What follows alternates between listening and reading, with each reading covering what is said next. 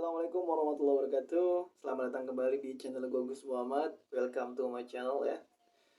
Di video ini gue ingin coba untuk ngebahas atau ngejawabin beberapa pertanyaan-pertanyaan atau mitos-mitos terkait dengan medical check up.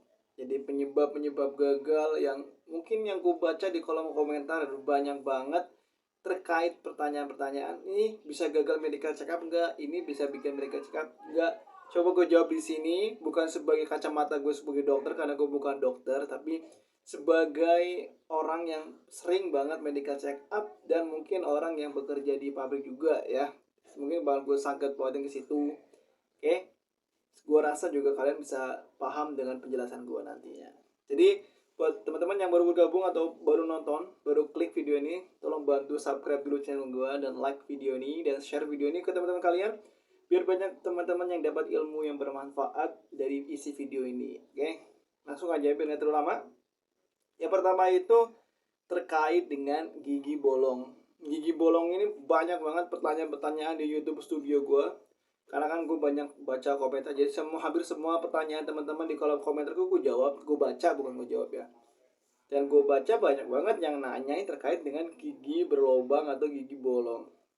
Jadi guys, untuk masalah gigi ini nggak ada sangkut pautnya dengan medical check up.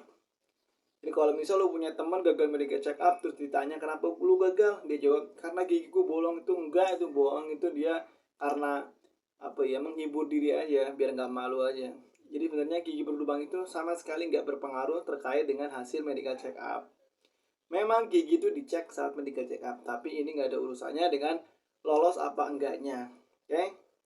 Karena ya gue bukan hanya bolong, pecah bahkan di sini.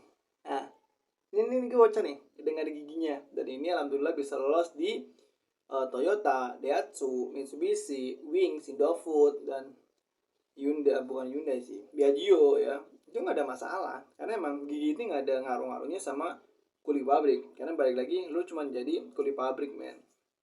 Lu bukan mau jadi artis, mau jadi model, atau mau jadi pramugara atau pramugari, jadi bolong atau apa nggak ada masalah.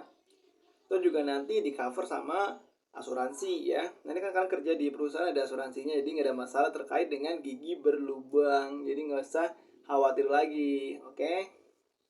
Next yang kedua yaitu mata minus. Gigi berlubang, mata minus ini paling banyak ditanya juga nih. Jadi kalau gue kasih rank itu, rank pertama gigi berlubang, rank kedua yaitu tentang mata minus. Kalau mata minus sendiri, sebatas yang gue tahu di Daihatsu itu nggak ada masalah. Yang penting minusnya nggak terlalu banyak. Misal lo minusnya minus 10 ya otomatis gagal ya kan. Kalau mata minusnya cuma 1 ya nggak ada masalah sih.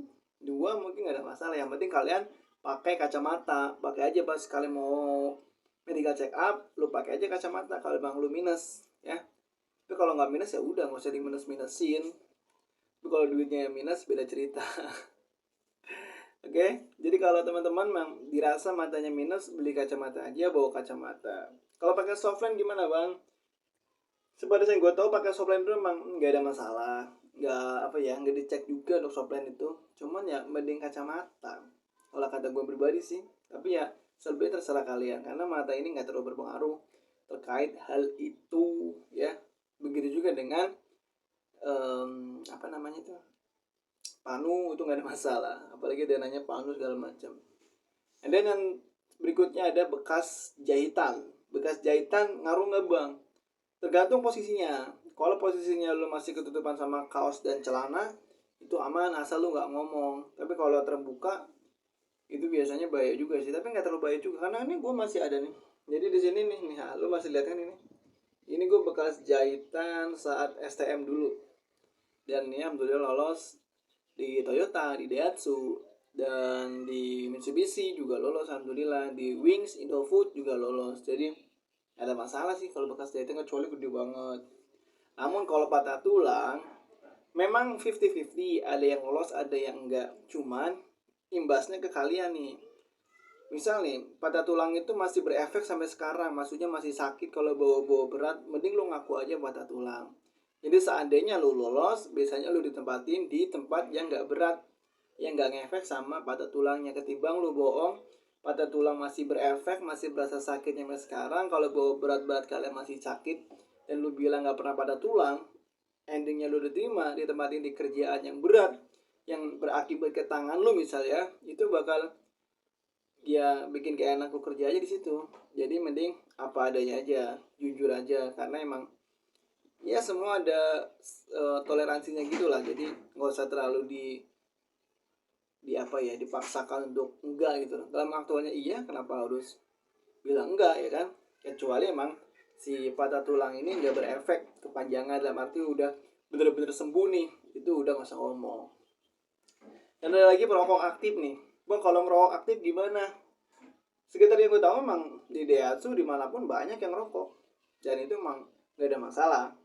Tapi alangkah lebih baiknya kalau 3 atau 4 hari sebelum medical check up lu berhenti ngerokok dulu. Namun nanti di cek medical check upnya lu bilang aja, lu tulis aja ngerokok.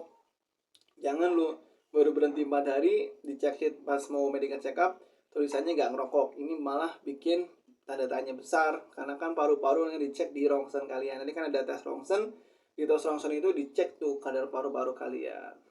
Jadi ya untuk masalah itu nggak ada masalah. Nextnya yaitu berat badan. Berat badan ini sangat apa ya, hampir di yang gue lihat itu banyak sekali yang nanya terkait berat badan, baik itu yang kurus maupun yang gendut gitu ya. Nanti kurang dan kelebihan ini aman nggak, segini aman nggak? Sebenarnya tinggi badan ini yang paling penting, bukan tinggi badan, berat badan ini itu nggak terlalu penting. Yang paling penting adalah tinggi badan kalian. Asalkan tinggi badan kalian di atas minimum yang diminta sama perusahaan, itu aman. Misal perusahaan minta minimal 163 dan lu 164, 165, ya udah, lu fokus ke tinggi badan aja, karena emang berat badan nggak disebutin. Kecuali dari awal pendaftaran berat badan disebutin minimal tinggi badannya 163, minimal berat badannya 62 misalnya, nggak boleh kurang, nggak boleh lebih. Itu biasanya baru dipermasalahkan. Tapi kalau di awal nggak disebutin di kriteria atau persyaratannya, itu nggak ada permasalahan. Karena emang ya nggak menutup kemungkinan ada beberapa lowongan yang nggak mengharuskan nggak gendut gitu, ada beberapa. Cuman untuk permasalahan ini di Daihatsu sendiri atau manapun di BKK sekolah dan untuk operator produksi, itu biasanya nggak terlalu menganggap penting atau memprioritaskan berat badan, kecuali tinggi badan. Nah pertanyaan kenapa harus tinggi badannya segitu? Karena ya nanti lo kerja terkait dengan mesin. Kalau misalnya lo tingginya 150 dan lo kerjanya di mesin 160 cm, itu bakal mempersulitkan lo. Termasuk dengan posisi berdiri, posisi duduk, itu nanti bakal diperhitungkan. Jadi ya emang tinggi badan sangat penting, sangat berpengaruh dengan kerja kalian nanti di sana di pabrik. Namun untuk berat badan enggak. Kalaupun kegendutan biasanya nanti lu kurus sendiri ketika di pabrik. Oke, karena ya nanti di sana juga banyak juga orang-orang yang gendut. Mungkin bos-bos kalian juga nanti gendut, jadi nggak ada permasalahan. Dan kurus pun juga nggak ada masalah, karena kalau kurus pengen gendut lo tinggal makan gorengan aja tiap hari, nanti kegendut, ya kan? Makan tidur, dicoba aja. Oke, jadi itu aja lah ya. Mungkin kalau ada pertanyaan-pertanyaan lain terkait dengan MCU ataupun dengan interview, lu bisa komen aja di kolom komentar gua. Kita bisa discuss bareng-bareng. Kalaupun pertanyaan lu cocok buat gua angkat lu jadi video, insya Allah gue bikin. Dan sorry kalau latar belakangnya kurang bagus karena gue lagi di kampung, gue belum balik ke Bekasi, masih dalam masa liburan. Jadi itu aja, sehat selalu, bahagia selalu buat kita semuanya. Satu lagi yang mau bikin CV lamaran kerja PDF, yang CV lamaran kerja sama berkas-berkas kayak ijazah segala macam digabungin jadi satu file PDF, bisa lu hubungin aja nomor gue di 08 93 kali 207 633, 08 93 kali 207 633 ya. Begitu aja, gue minta maaf kalau ada salah kata, karena gue manusia pasti ada kesalahan. Dan jika dirasa ada yang benar-benar, itu datangnya dari Allah Subhanahu wa Ta'ala. Oke, dan satu lagi, semoga teman-teman yang masih off job Allah beri kemudahan untuk cepat bekerja. Dari gue itu aja, assalamualaikum warahmatullahi wabarakatuh. Sampai jumpa di video berikutnya. Dah.